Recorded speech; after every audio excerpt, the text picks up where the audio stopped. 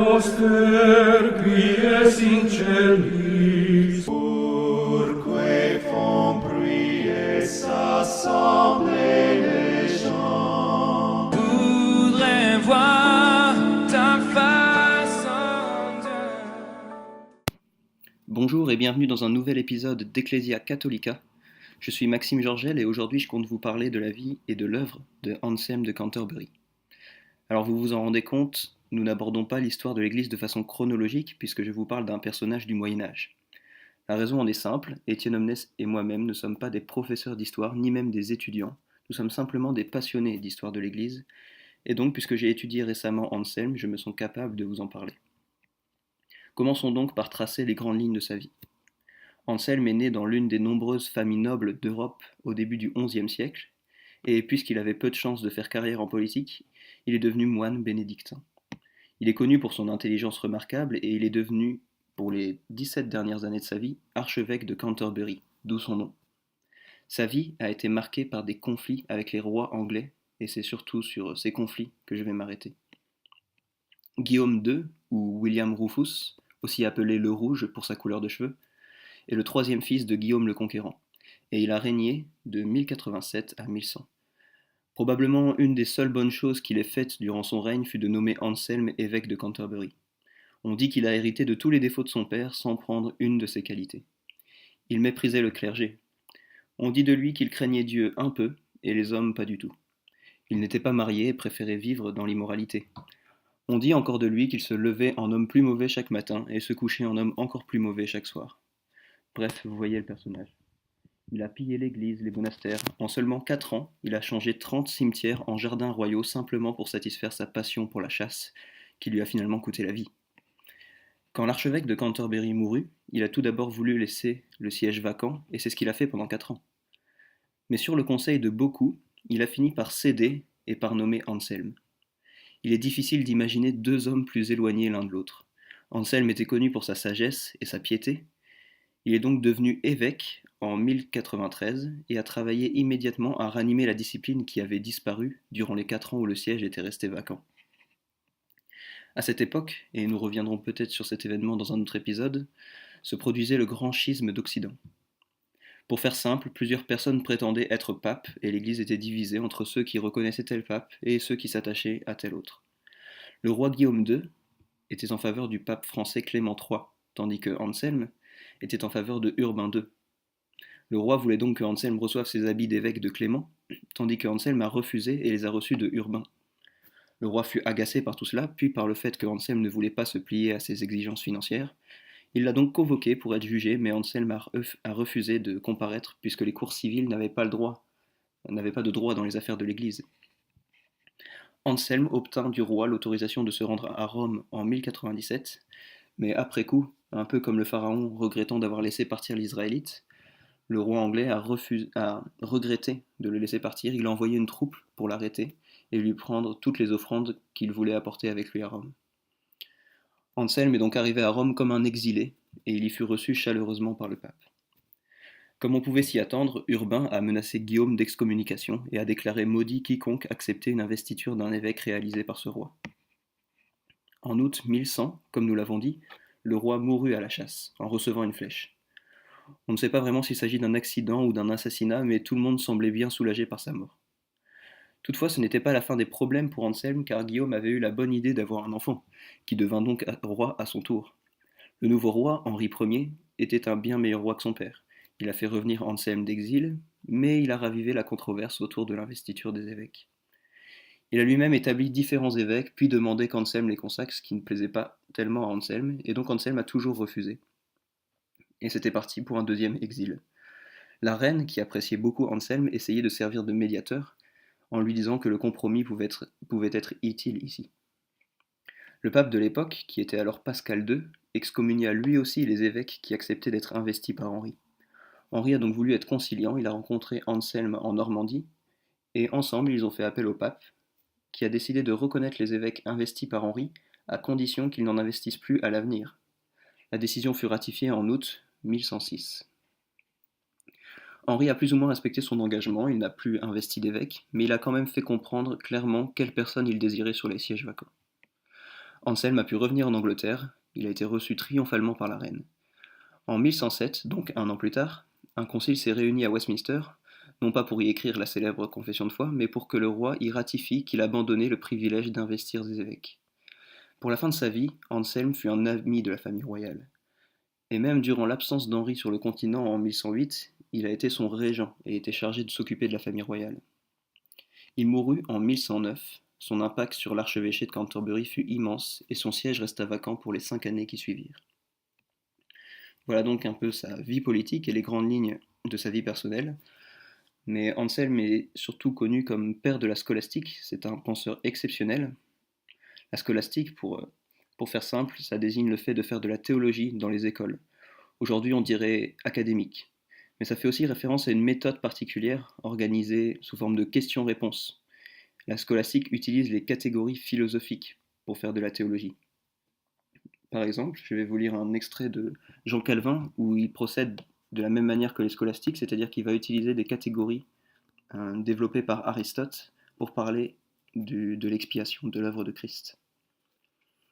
Jean Calvin dit, au livre 3 de l'Institution, paragraphe 17, « À l'examen des 4 causes envisagées par les philosophes, nous n'en trouvons pas une seule qui convienne aux œuvres, lorsqu'il est question de notre salut. L'Écriture enseigne partout que la cause efficiente de notre salut est la miséricorde de notre Père céleste et l'amour gratuit qu'il a éprouvé pour nous. La cause matérielle, selon l'Écriture, est l'obéissance de Christ, par laquelle il nous a acquis la justice.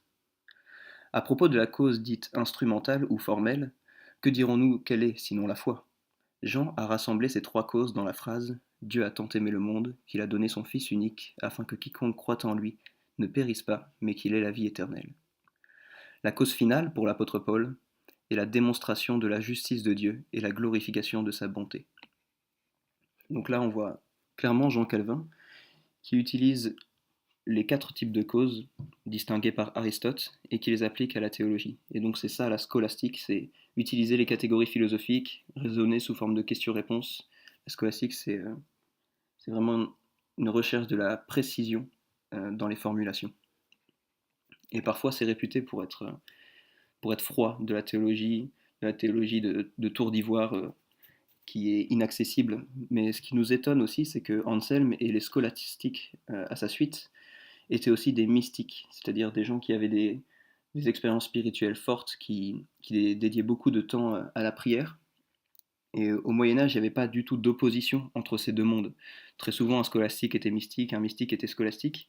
Et comme on le verra par la suite, un écrit pouvait être un traité de théologie scolastique tout en étant un écrit très mystique dans la forme qu'il prenait. J'aimerais maintenant vous présenter 2 œuvres d'Anselme. Il a fait beaucoup plus que ça, mais c'est les 2 œuvres que j'ai lues et que je connais le mieux, donc je vous propose de les analyser maintenant. La première œuvre, c'est le Cur Deus Homo. Cur Deus Homo signifie simplement pourquoi le Dieu homme, pourquoi Dieu s'est-il fait homme. Et pour vous expliquer les grandes lignes du raisonnement qu'Anselme entreprend de développer dans ce livre, j'aimerais vous lire le début de la deuxième partie du catéchisme de Heidelberg.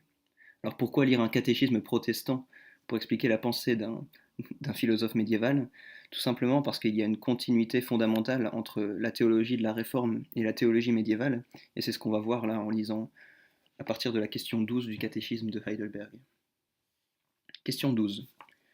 Puisque nous avons donc mérité, selon le juste jugement de Dieu, une peine temporelle et éternelle, comment pourrions-nous y échapper et rentrer à nouveau en grâce ? Réponse. Dieu veut que sa justice soit satisfaite. C'est pourquoi nous devons lui faire un entier paiement, soit par nous-mêmes, soit par un autre. Question. Mais pouvons-nous faire ce paiement par nous-mêmes ? Réponse. Nullement. Nous augmentons au contraire journellement notre dette. Mais une créature quelconque peut-elle payer pour nous ? Aucune, car d'abord Dieu ne veut punir aucune autre créature d'une faute dont l'homme s'est rendu coupable.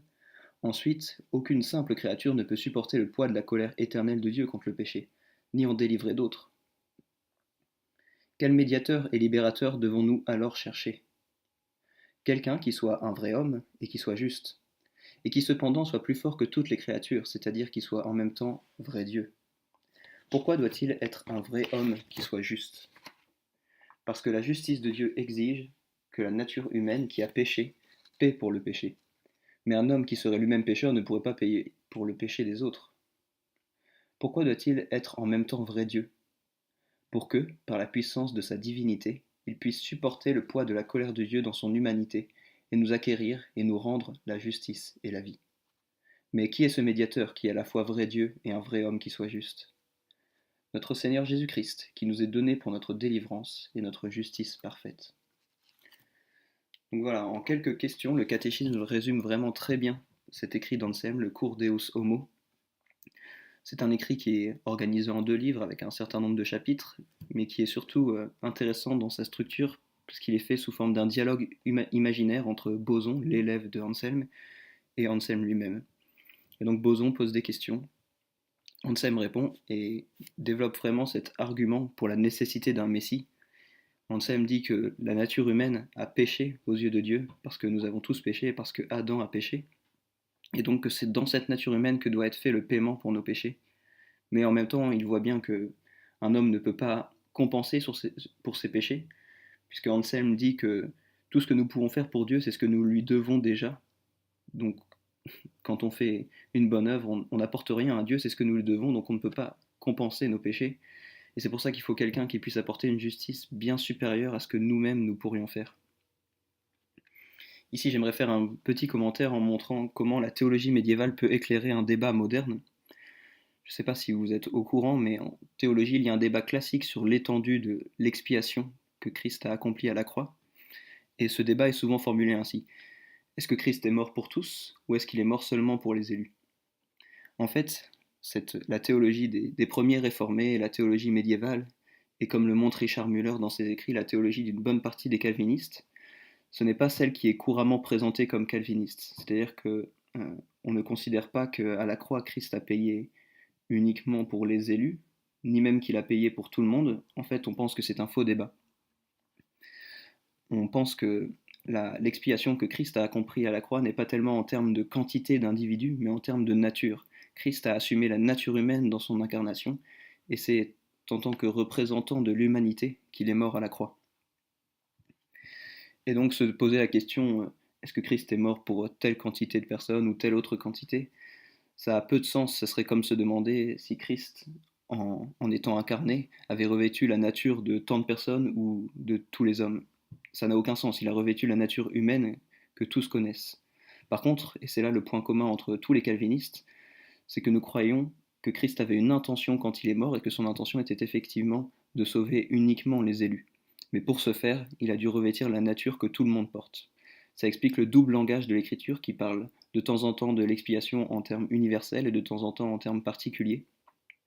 La raison en est simple, l'expiation objective, celle que Christ a accomplie à la croix, est une question de nature humaine, elle est donc universelle, et l'application, l'expiation subjective, l'application que le Saint-Esprit nous en fait, elle est subjective et donc se limite aux élus. La deuxième œuvre que je voulais aborder, c'est le Proslogion. Le Proslogion fait suite au Monologion, et en fait ce sont 2 traités sur l'existence de Dieu. Et dans le Proslogion, Anselme développe le célèbre argument ontologique pour l'existence de Dieu. Et donc en lisant le Proslogion, je m'attendais à trouver un traité théologique assez froid, assez rigoureux. Et en fait ce n'est pas le cas du tout, c'est un livre très court, qui est fait d'une longue prière. Et en fait c'est au cours de cette prière, presque au détour d'une ligne, qui développe cet argument. Et c'est là vraiment qu'on voit le lien entre les mystiques et les scolastiques, puisqu'ils développent un argument philosophique très puissant, tout en le faisant sous la forme d'une prière tout à fait exceptionnelle. Et j'étais vraiment étonné en lisant ce livre de voir comment, de découvrir le cœur d'Anselme, comment il était amoureux de Dieu, comment il était épris de la beauté de Dieu. Et donc l'argument ontologique, j'en profite pour vous l'expliquer rapidement et vous l'expliquer sous la forme que le philosophe protestant Plantinga a formulée. Il l'a formulée sous la forme de la logique modale. Alors pour clarifier tout ça, la logique modale fonctionne avec des prémices et une conclusion. Si les prémices sont valides, ensuite le raisonnement suit et la conclusion arrive. Et donc c'est pas un argument pour l'existence de Dieu à proprement parler. Le but n'est pas de prouver que Dieu existe, puisque Anselme cherchait uniquement des raisons pour justifier sa foi. Il cherchait à montrer que sa foi était rationnelle, pas à donner des raisons qui le poussent ensuite à croire. Et donc c'est vraiment ce que fait cet argument. Cet argument cherche simplement à montrer que s'il est possible que Dieu existe, alors il existe.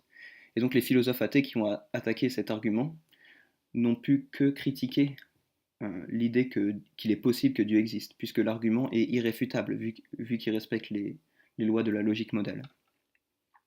Et donc pour comprendre cet argument, il faut d'abord définir deux expressions. La première expression, c'est celle de monde possible. Et donc un monde possible en philosophie, c'est pas un monde parallèle, c'est tout simplement un monde qui fonctionnerait comme le nôtre, qui serait rationnel comme le nôtre, et on va se demander qu'est-ce qui serait possible de se passer, qu'est-ce qui pourrait se passer dans ce monde. Par exemple, dans un monde possible, il est possible qu'une licorne existe, mais il n'est pas nécessaire qu'une licorne existe. La deuxième notion, justement, c'est celle de nécessité. Qu'est-ce que c'est un être maximalement grand, un être nécessaire? Et donc, un être maximalement grand, c'est un être qui ne peut pas être plus grand, on ne peut pas en concevoir un plus grand. C'est un être, par exemple, qui va être omniscient, c'est un être qui va être omniprésent, qui va être éternel, il est limité par rien. C'est un être aussi qui va être nécessaire, comme nous l'avons dit, c'est-à-dire un être qui ne pourrait pas ne pas exister. Parce qu'un être qui pourrait ne pas exister, on pourrait concevoir un être plus grand que lui qui, lui, ne pourrait pas ne pas exister.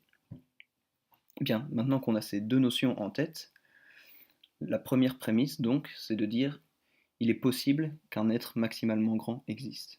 Donc il est possible qu'un être nécessaire existe. Et s'il est possible qu'un être nécessaire existe, alors il existe nécessairement.